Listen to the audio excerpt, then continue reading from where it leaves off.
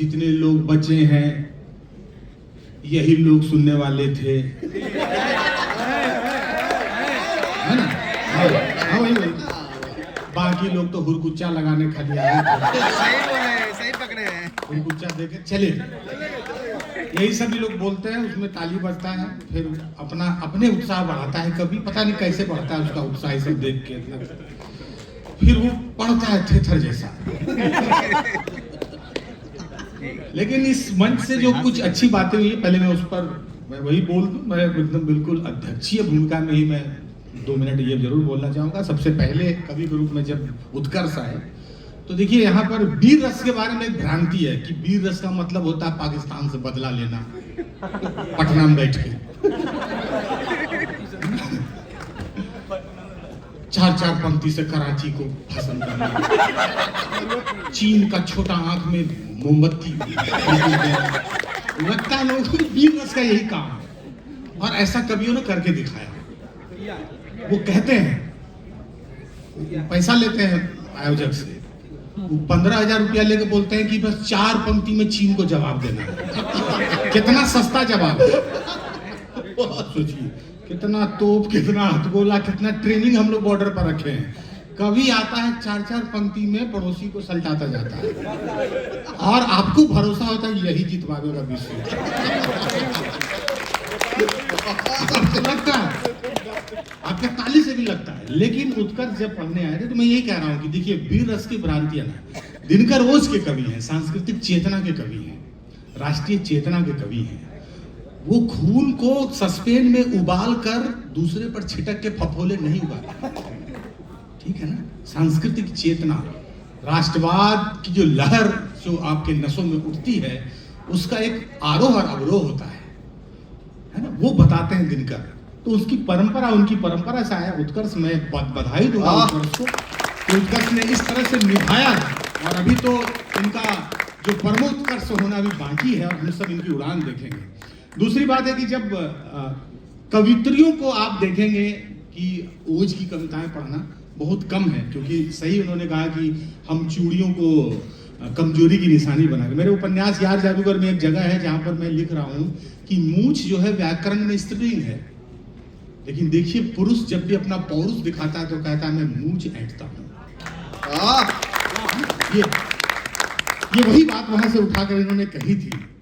तो जब ये पढ़ रही थी तो ये भी वीर रस नहीं है, ओज है, तेवर है, साहस है, उसमें औदात्य है, और श्रद्धा उसका प्रतिनिधित्व करती है। ये वीर रस की काम चलाऊ परंपरा जो पाकिस्तान मुर्दाबाद के नारे लगाकर जो मंचों पर तालियां बजाई जाती हैं, उससे बहुत दूर की बात है और बहुत ऊंची बात है। इसके लिए ताली बजाई। ज्योति उपाध्याय जी जब आई थी, उन्होंने अपनी प्रेम की कविताएं सुनाई। मैं देख रहा था शुरुआत में जब वो आलाप लेके गा रही थी, देखिए वो कृष्ण और राधा पे गा रही है। सुनने वाला किस भाव में है नहीं मतलब। जब कोई हाथ में माइक लेके, या यूं कहिए यही माइक चैतन्य का वीणा है, सितार है ना? तो जब वो लेके कोई कृष्ण और राधा की गीत गाता हो ना, तो उस आलाप में इस बात की सजगता नहीं रहती है कि सामने वाला किस तरह से सुन रहा होगा या उसको जज कर रहा होगा। वो खोना ही कविता की सार्थकता है, उसमें खो जाना कवि। और ज्योति ने वो करके दिखाया, ज्योति की बात के लिए बधाई दीजिए। और हम लोग जो तीनों हैं, हीना मीना गीता, रजत भाई, हम चंदन जी, हम लोगों ने बिहार को परेशान कर रखा है कविता सुना के। रोज भोरे हम जो है दिल्ली से फोन करते हैं, रजत भाई निकले कहीं जुगाड़ में, ये कहते हैं महाराज हमको ऑफिस में बिठा लिया, चंदन जी को फोन करिए। इनको कहते हैं कहाँ है, कहाँ लेट हो रहे हैं, अखबार वाला खोज रहा है, हम किस तरह समय निकालें। और हम लोग इना मेरा डी का बिहार में कवि सम्मेलन ढूंढते हैं। जब थक हार जाते हैं फिर आते हैं CIMB,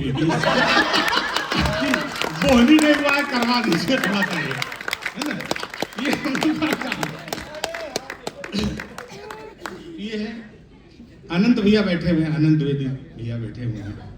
एक हमारा जो श्रोता है, जो फिक्स, जो हम लेके आपातकाल के लिए आते हैं, वो इनको आते हैं। ये कहीं भी हो अपना काम छोड़ के, भैया कहाँ कभी से मिल गया है, आगे बैठना है, उछलना है आपको, इससे पीछे वाला मोटिवेट होगा, है ना? तो ये अपना मोटिवेशन देते हैं आगे से। जिंदाबाद भाई, वाह। अच्छा, कहते हैं कवि सम्मेलन क्यों जरूरी है? काहे नहीं जरूरी है भाई? बिहार में एक नेता से बोला गया कि अहो रामधारी सिंह दिनकर के जमीन वाला मुद्दा है, उसको सॉल्व करवा दीजिए। तो बोलोगे के रामधारी सिंह बिल्डर के जमीन दखल कर लेगा महाराज? इसमें लगा जमीन का मुद्दा होगा, दिनकर नहीं बिल्डर हो सकता है। तो उन्होंने कहा रामधारी सिंह बिल्डर। नई पीढ़ी रामधारी सिंह दिनकर को रामधारी सिंह बिल्डर के रूप में ना जानने लगे, इस कारण से कभी सुनिए। क्या बात है। आपको पता है हम लोग बाहर जाते हैं, चंपारण का नाम आपने सुना है? सुनवे की जगह जाइएगा, उसमें एक आदमी हाथ उठा रहा है, 2 आदमी सुना है। चंपारण, ठीक है। हम लोग बाहर जाते थे, हम लोग चंपारण को पहले जानते थे गांधी के नाम से, आज जानते हैं हांडी के नाम से। कह दीजिए पंजाब के आदमी को चंपारण से वो तेलू मीट का जवाब नहीं यार। अरे भाई नहीं भाई, गांधी की कर्म भूमि है, उसकी प्रयोग भूमि है। गांधी की अहिंसा की प्रयोगशाला है, पहली प्रयोगशाला जिसने दुनिया को बताया कि किस तरह से बिना हथियारों के भी दुनिया के बड़े बड़े युद्ध जीते जा सकते हैं। उसकी प्रयोगशाला चंपारण है। और नहीं, हम चंपारण में मीट बना रहे हैं। कुछ शाकाहारी आइटम लोग आया है मार्केट में, वो लोग कटहल बना रहा है उसी विधि से। अहुना कटहल, मशरूम बना रहा है। एक अलग तरह का जहर चल रहा है मार्केट में चंपारण के नाम पर। तो आप जान पाए कि चंपारण हांडी नहीं गांधी के लिए मशहूर है। चलिए मैं कुछ सुनाता हूं आपको, क्योंकि मैंने पैसे